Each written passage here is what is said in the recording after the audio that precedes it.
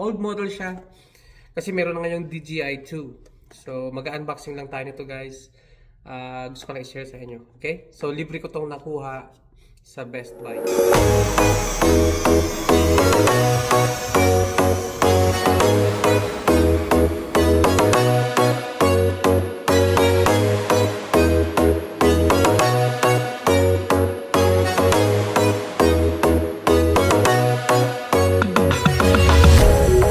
Hi guys! Welcome back sa aking channel, Vincent How To. For today's vlog, hindi ako ayos ng sasakyan, hindi ako mag-DIY. Gusto ko lang i-share sa inyo guys yung isa sa laruan na aking kuha ng libre.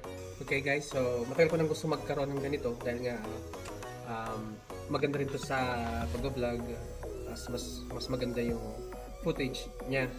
So napangmalayuan. So yeah, nakakuha ko guys itong DJI Neo. Old model siya kasi meron na ngayong DJI 2. So mag-unboxing lang tayo nito guys. Gusto ko lang i-share sa inyo. Okay? So libre ko ito nakuha sa Best Buy.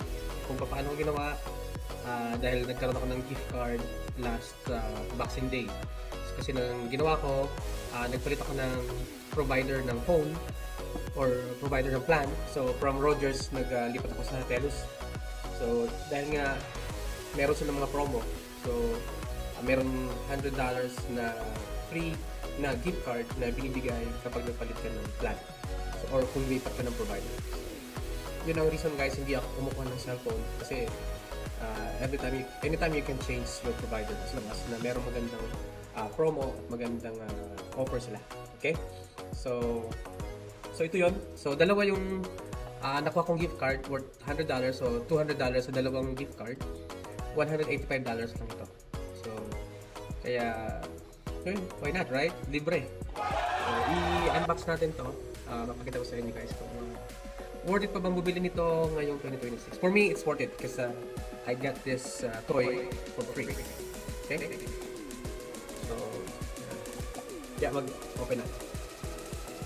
Yan guys, pasensya na kayo guys kung ang background ko is still the garage. Talaga naman dito ako nag-vlog lagi. So ito yung Neo, DJI Neo na maliit na drone.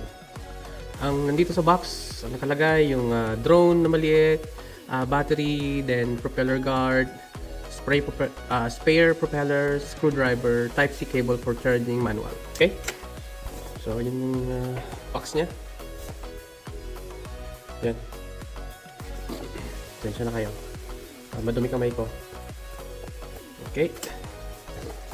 Open natin.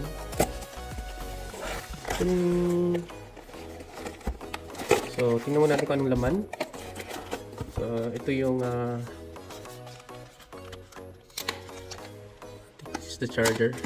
Yeah. Charger, screwdriver, and 2 extra propellers. Kasama niya manual. So, yan, manual. And then, yeah, that's it. At ito. So, ito yung maliit na na drone, guys. Open natin. Makita natin siya personal.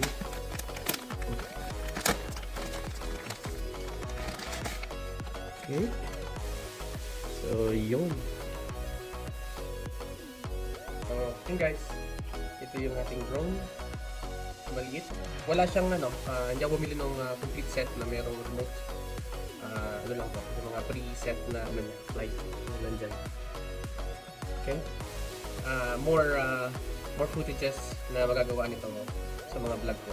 Lalo sa mga travel na vlog. Maganda po guys.